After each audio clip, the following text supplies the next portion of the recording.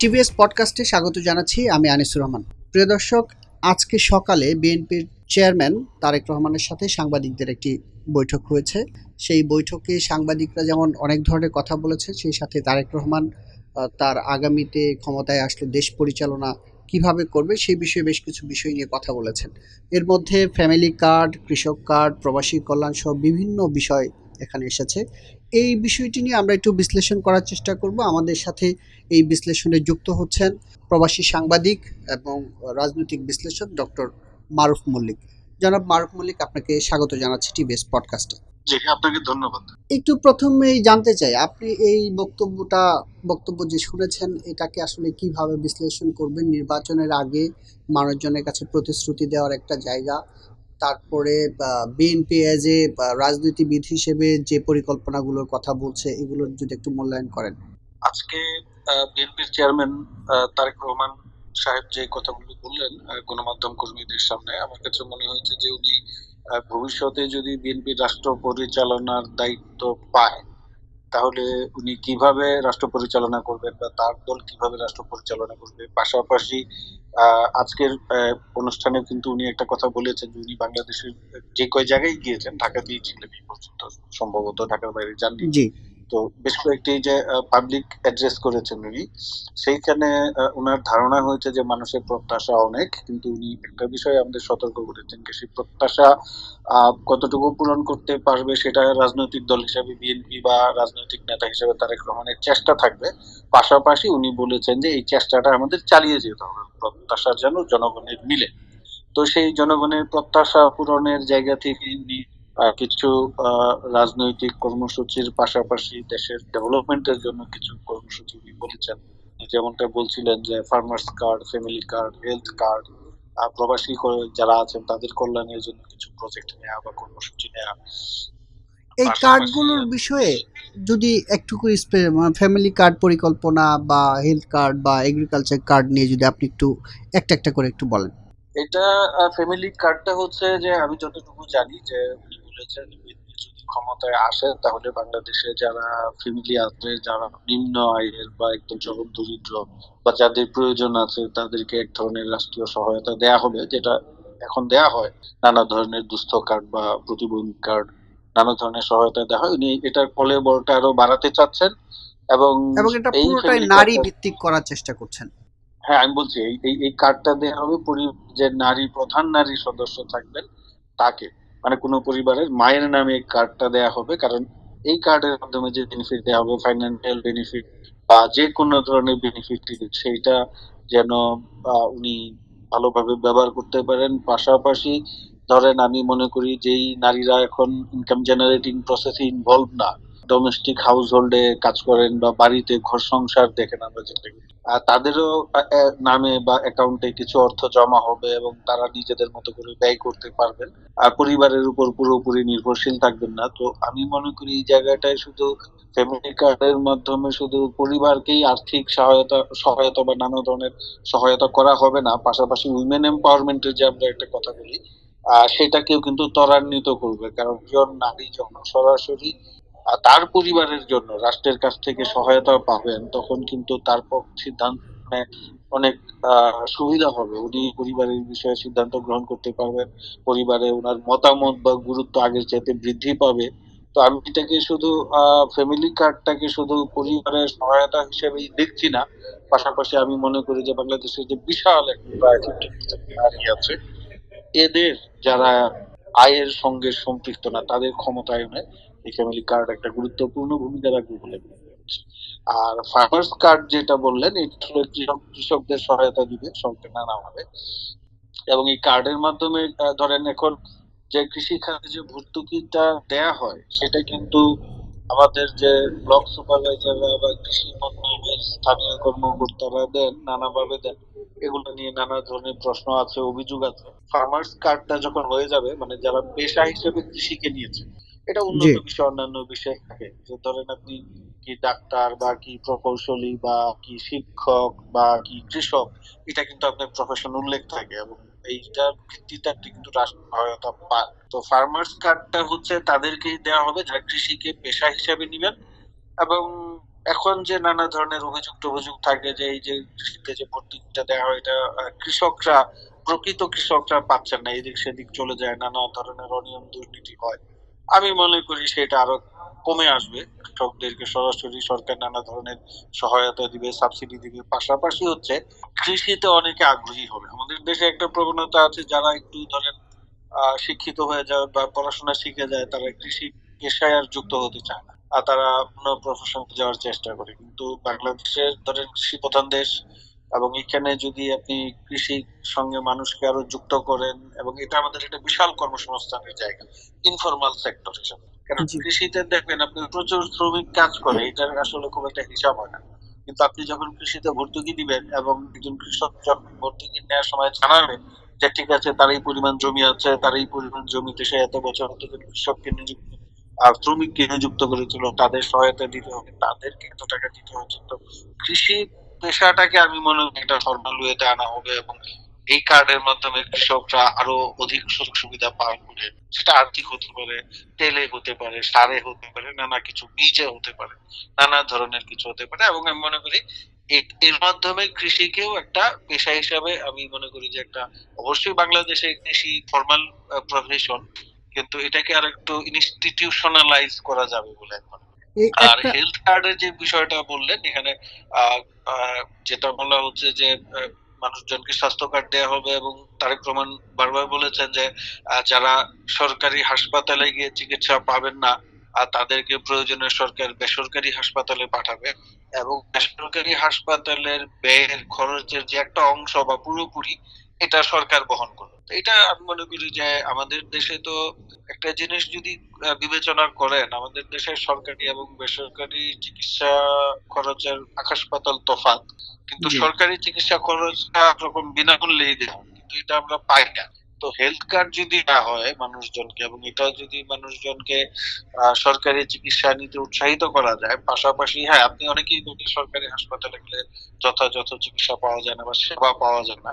সেবাটাও যদি নিশ্চিত করা যায় এবং হেলথ কার্ডের মাধ্যমে যদি জনগণকে সরকারি হাসপাতালে যেতে উৎসাহিত করা যায়, তাহলে মধ্যবিত্ত বা নিম্ন আয়ের যারা আছেন তারা অধিক জি। ভালো চিকিৎসা সুবিধা পাবেন। এবং আমি মনে করি যে আপাতত তো হেলথ কার্ড শুরু হলো। উনি আহ হেলথের জায়গাটা যে বিষয়টা উনি বলেছেন সেটা হচ্ছে উনি বলছেন যে প্রিভেনশন ইজ বেটার দেন কিউর, মানে প্রতিকারের ব্যবস্থা করবেন। সেই জন্য প্রায় 1 লাখ স্বাস্থ্যকর্মী নিয়োগের একটা পরিকল্পনা রয়েছে, যারা সচেতনতা বৃদ্ধি করবেন, সচেতন যেমন মানুষজন করবেন, সেই সাথে স্বাস্থ্য বিষয়ক অনেক পরামর্শ দিবেন। এই বিষয়গুলো তো রয়েই গেছে। এখন সামগ্রিকভাবে উনি তরুণ সমাজকেও বলেছেন যে যারা তরুণ সমাজ আছেন তাদের মধ্যে অনেক বেকার রয়েছেন, অনেকেই হচ্ছে আপনার বিভিন্নভাবে কাজ করেন, উদ্যোক্তা, পার্সোনালি উদ্যোক্তা হয়েছেন, আইটি রিলেটেড কাজ করেন, তাদের একটা ওয়াইফাই এবং space, office space, payment system এগুলোর কথা বলেছেন। এই বিষয়গুলো নিয়ে যদি একটু বলেন। আপনি যেটা বললেন প্রিভেনশনের কথা বলেছেন, আসলে স্বাস্থ্য নিয়ে কিন্তু সেইটাই হওয়া উচিত। আপনি ধরেন সাথে নতুন নতুন হাসপাতাল হচ্ছে, এটা কিন্তু আসলে খুব একটা ভালো বিষয় না। আপনি হয়তো বা বলতে পারেন যে আমাদের উন্নয়ন হয়েছে, আগে আমাদের ফর এক্সাম্পল সারা দেশে প্রাইভেট এবং পাবলিক মিলে হাসপাতাল ছিল 10,000, আমরা এখন 20,000 বানিয়েছি। তার মানে কি আপনার সমাজে অসুস্থ বা রোগীর সংখ্যা বাড়ছে। তো রোগীর সংখ্যা বা অসুস্থ মানুষের সংখ্যা বাড়া কিন্তু কোনো একটা সমাজের জন্য খুব বেশি ভালো কোনো সংবাদ না। জি। সেই অর্থে হাসপাতাল বা জেলখানা যদি বেড়ে যায় সেটা একটা ইতিবাচক বিষয় না। উনি যেটা বলেছেন যে প্রিভেনশনে যাবেন, এটা অত্যন্ত আমি মনে করি যে খুব ভালো উদ্যোগ, দুর্দান্ত একটা উদ্যোগ। এটা যেটা করতে হবে, 1 লাখ স্বাস্থ্যকর্মী নিয়োগ করে সারা মানুষজনকে স্বাস্থ্য সম্পর্কে সচেতন করতে হবে, এবং তার একটা ধারণা দিতে হবে তার ডায়েট বা তার খাবারের বা পুষ্টির যে একটা তালিকা যদি আমরা একদম তৃণমূলে তৈরি করে দিতে পারি, মানুষজনকে উৎসাহিত করতে পারি, তাহলে কিন্তু আপনার হচ্ছে যে মানুষের অসুস্থ হওয়ার প্রবণতা বা রোগে আক্রান্ত হওয়ার প্রবণতা কমে যাবে, তার স্বাস্থ্য ব্যয় কমে যাবে। এটা আমি মনে করি একটা চমৎকার উদ্যোগ। জি। পাশাপাশি আমাদেরকে যেটা করতে হবে এই সরকারকে বা সামনে যারা আসবেন ক্ষমতায়, ভেজাল বন্ধ করতে হবে। কারণ হচ্ছে এই ভেজাল খাদ্য গ্রহণও কিন্তু মানুষের অসুস্থ হওয়ার অন্যতম একটা কারণ। তো জি। আমরা যদি ভেজালটা বন্ধ করতে পারি, আমাদের বায়ু পানি এগুলাকে যদি দূষণ মুক্ত করতে পারি, পাশাপাশি হচ্ছে যে উনি যেটা বলেছেন যে প্রিভেনশন বা প্রতিরোধের, প্রতিকারের চাইতে প্রতিরোধ আমরা যদি করতে পারি, সেটা খুব হুম। একটা ভালো একটা উদ্যোগ বলে আমি মনে করি। আর পাশাপাশি আমি এটা কয়েকদিন আগে আরো একটা পত্রিকার সঙ্গে কথা বলার সময় বলেছিলাম, বাংলাদেশে কিন্তু সামনে আপনার এই যে আমাদের যে নতুন ভোটার প্রায় 4 কোটি বা 6 কোটি নতুন ভোটার আছে, এবং সরকারি হিসাবে বেসরকারি হিসাবে বেকারের সংখ্যা অনেক, প্রায় 4-5 কোটি মানুষ আছে যারা আসলে ফর্মাল কোনো প্রফেশনের সঙ্গে জড়িত না বা বেকার। এই জনগোষ্ঠীকে কিন্তু কাজের সংস্থান করতে হবে, এটার জন্য কাজে সম্পৃক্ত করতে হবে। তো এই জায়গায় আপনি যদি বিশাল জনগোষ্ঠীকে কাজে সম্পৃক্ত করতে চান, আমাদের দেশে শিল্পের বিকাশ ধরেন পোশাক শিল্পের বিকাশ ঘটেছে, কিন্তু আমার কাছে মনে হয় এটার আর গ্রোথ হবে না, একটা পর্যায়ে পর্যন্ত এটা চলে আসছে। তো নতুন নতুন যদি আমরা কর্মসংস্থান করতে চাই তাহলে আমাদের নতুন শিল্পের বিকাশ ঘটাতে হবে। এইটা বিএনপি বা জনাব রহমানের ভাষণে আমরা শুনেছি যে 2টা খাতকে খুব গুরুত্ব দেওয়া হবে, একটা হচ্ছে আইসিটি খাত, আর একটা হচ্ছে কৃষি খাত। পাশাপাশি হচ্ছে যে আপনার বিভিন্ন ফ্রিল্যান্সারদের যে, জন্য। হ্যাঁ ফ্রিল্যান্সার, ওই তো আইসিটি খাত, ফ্রিল্যান্সারদেরকে আপনার হয়তো বা তাদের অফিসের ব্যবস্থা করা হবে, বা আমাদের যে আইটি পার্ক গুলো আছে এগুলাকে আসলে আহ, সরকার, বিগত সরকার শুধু শুধু বানায় রাখতো, এগুলোকে কার্যকর একটা প্রক্রিয়ায় নিয়ে আসা, যেন বড় একটা অংশ আইসিটি প্রফেশনাল যারা আছেন বা ফ্রিল্যান্সার যারা আছেন তারা এখান থেকে সুবিধা নিতে পারে। তো এইখানে একটা বড় একটা অংশের কর্মসংস্থান হবে আমাদের। পাশাপাশি হচ্ছে কৃষিতে, কৃষিতে মানে কিন্তু কৃষক না শুধু যে আপনি ফসল ফলাবেন, পাশাপাশি যদি আমরা এগ্রি প্রসেসিং এর দিকে নজর দেই, কারণ আমরা যারা দেশের বাইরে থাকি, আমরা এখানে যারা আমরা শাক সবজি ফল ফলাদি কিনি, আর ইউরোপে কিন্তু আমরা দেখি পুরোটাই আসে আফ্রিকা এবং দক্ষিণ আমেরিকা থেকে। আমরা জি। এখানে কলা, আম, আপেল, আঙ্গুর, কমলা যেই ফলটাই কিনি না কেন, হয় আফ্রিকা থেকে আসছে বা দক্ষিণ আমেরিকা থেকে। যে ধরেন এখন আমাদের এখানে শীত মৌসুম চলছে, কিন্তু আপনার দক্ষিণ আফ্রিকায় বা ওইদিকে মাদাগাস্কার ওখানে এখন গ্রীষ্মকাল, আমাদের এখানে লিচু পাওয়া যাচ্ছে, আমরা শীতকালে লিচু খাই, জি। এই লিচুটা কিন্তু আসে আফ্রিকা থেকে। তাইলে পরে আমরা যদি বাংলাদেশে এরকম ফল বা মানে সবজি কৃষিজাত পণ্য উৎপাদন, নিয়ে মানে আগানোর একটা সুযোগ রয়ে গেছে। হ্যাঁ হ্যাঁ, এইটাকে যদি আমরা রপ্তানি যোগ্য পণ্যে পরিণত করতে পারি প্রসেস করে, ধরেন সেখানে আমরা পাকা কলা, ফল ফলাদি রপ্তানি করতে পারি, পাশাপাশি যদি আমরা এদের বিভিন্ন ধরনের জুস বা অন্যান্য প্রোডাক্ট উৎপাদন করে যদি বিক্রি করতে পারি, আমাদের মার্কেটটা বের করতে পারি, তাহলে কিন্তু এই খাতে প্রচুর কর্মসংস্থানের তৈরি হবে।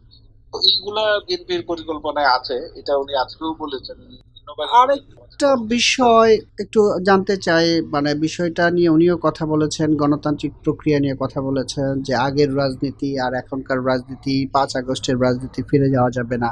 এই বক্তব্যগুলোকে আপনি কিভাবে মূল্যায়ন করছেন? না, এটা তো আসলে যথাযথই বলেছেন, আমাদের 5ই আগস্টের যে রাজনীতি, এটার পূর্বে আর ফিরে যাওয়ার কোনো সুযোগ নেই আমাদের, কারণ জুলাই আগস্টে আমাদের যে রাজনৈতিক পরিবর্তনটা হয়েছে, এটা অনেকে অভ্যুত্থান বলতে চায় না, বলি বিপ্লব। এখন এই বিপ্লবটা কিন্তু রাজনৈতিক ক্ষমতা পরিবর্তনের জন্য না, যে আওয়ামী লীগ ফেসিবাদ কায়েম করেছিল, এখন ফেসিবাদকে হটিয়ে আরেকজন এসে ক্ষমতা দখল করবে, সেটা এরকম না।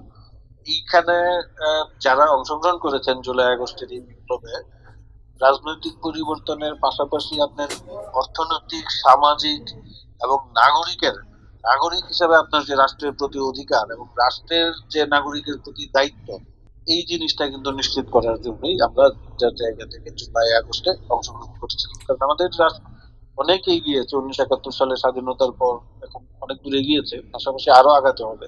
এই যে সেই আগানোর জায়গা থেকেই কিন্তু রাষ্ট্রের যে দায়িত্ব নাগরিকের প্রতি, যেটা উনি বলতেছেন, উনি হেলথ কার্ড দিবেন, ফার্মার্স কার্ড দিবেন জি। বা ফ্যামিলি কার্ড দিবেন, রাষ্ট্রের আসলে কাজ কি? রাষ্ট্রের কাজ হচ্ছে ফ্যাসিলিটেট করা। রাষ্ট্র কিন্তু সার্বভৌম না। আমরা সবসময় ভুল বলি যে রাষ্ট্র সার্বভৌম। রাষ্ট্র সার্বভৌম না, জনগণ সার্বভৌম, এবং জনগণের ইচ্ছার প্রতিফলন হচ্ছে এই রাষ্ট্র গঠন। জি। রাষ্ট্র কি করবে? সেই জনগণের ইচ্ছার বাস্তবায়ন করবে। এখন জনগণের ইচ্ছার বাস্তবায়ন খালি ওই আপনি 5 বছর বা 4 বছর পরে ভোট দিয়ে একজনকে ক্ষমতায় বসাবেন, বিষয়টা এরকম না। জনগণের ইচ্ছার প্রতিফলন হচ্ছে সে তার শিক্ষার সুযোগ চাবে, সে তার স্বাস্থ্যের সুযোগ চাবে, সে তার খাদ্যের নিরাপত্তা চাইবে, সে তার মৌলিক অধিকারের নিশ্চয়তা চাইবে। এবং আমি মনে করি যে তারেক রহমানের যে পলিসি বা বিএনপির যে পলিসি, এটা কিন্তু ধরেন যে চমৎকার, আমি বলবো এই অর্থে, কারণ উনি রাষ্ট্র ক্ষমতায় আসলে বা বিএনপি রাষ্ট্র ক্ষমতায় আসলে কিভাবে জনগণের প্রতি দায়িত্ব পালন করবেন সেটার একটা পরিকল্পনা বা রূপরেখা উনি দিয়েছেন, এবং এটাই যে চূড়ান্ত সেটা না, উনি ক্ষমতায় আসলে জনগণের সঙ্গে আরো কথা বলে জনগণের মতামতের ভিত্তিতে এটাকে হয়তো পরিমার্জিত, আরো পরিবর্তিত করা হবে, সংশোধিত করা হবে। কিন্তু আমি মনে করি যে একটা রাষ্ট্রের এইরকম আধুনিক রাষ্ট্র ব্যবস্থা বলতে আমরা যেটা চিন্তা ভাবনা করি, এইরকম কিছু পরিকল্পনা থাকা উচিত এবং থাকবে। আমি একটু এখন একদম শেষ মোমেন্টে একটু জানতে চাই যে আজকে যে প্রথম দফায় যে সাংবাদিকদের সাথে বসলেন, এই জায়গায় যে আলোচনা হলো, এটাকে একটু ছোট করে মূল্যায়ন করবেন, 1 মিনিটের মধ্যে আমরা একটু শেষ করতে চাই। না, এটা ভালো, উনি গণমাধ্যমের সঙ্গে কথা বললেন। দীর্ঘ 17 বছর উনি দেশে ছিলেন না, দেশে বাংলাদেশে গণমাধ্যম কর্মীদের সঙ্গে তার অনুষ্ঠান মানে ফর্মালি কথা হয়নি, আনুষ্ঠানিকভাবে হয়নি, ইনফরমালি হয়তো বা নানা সময় নানা বিষয়ে কথাবার্তা হচ্ছে। তো এটা ভালো, বাংলাদেশের গণমাধ্যম কর্মীরাও জানলেন যে উনি গণমাধ্যম কর্মীদের সামনে উপস্থাপন করলেন উনি রাষ্ট্রকে কিভাবে পরিচালনা করতে চান বা তার কি পরিচালনা, সরকার ক্ষমতায় আসলে গণমাধ্যমের সঙ্গে কিভাবে ইন্টারেক্ট করবে। কারণ আমাদের দেশে গণমাধ্যমের সঙ্গে রাষ্ট্রের বরাবরই একটা কনফ্লিক্ট থাকে। তো সেই জায়গায় উনি জি। কিভাবে রাষ্ট্র পরিচালনা করবেন বা গণমাধ্যম কর্মীরা ওনার কাছে কি চায়, এটা আমি মনে করি ভালো উদ্যোগ। শুধু এইবারই না, আমি মনে করি যে ঘন ঘনই অন্তত একটা নির্দিষ্ট সময় অন্তর তার গণমাধ্যম কর্মীদের সঙ্গে বসা উচিত, গণমাধ্যম কর্মীদের সঙ্গে তার বসা উচিত। সেটা একটা একটু পেশাদারিত্বের সঙ্গে করা উচিত। আমরা আজকে জি। দেখেছেন যে অনেক প্রশ্ন করেছেন, তো আমি মনে করি এটা ভালো, খারাপ না। আপনাকে অসংখ্য ধন্যবাদ টিবিএস পডকাস্টে যুক্ত হওয়ার জন্য। জি জি, আপনাকেও ধন্যবাদ।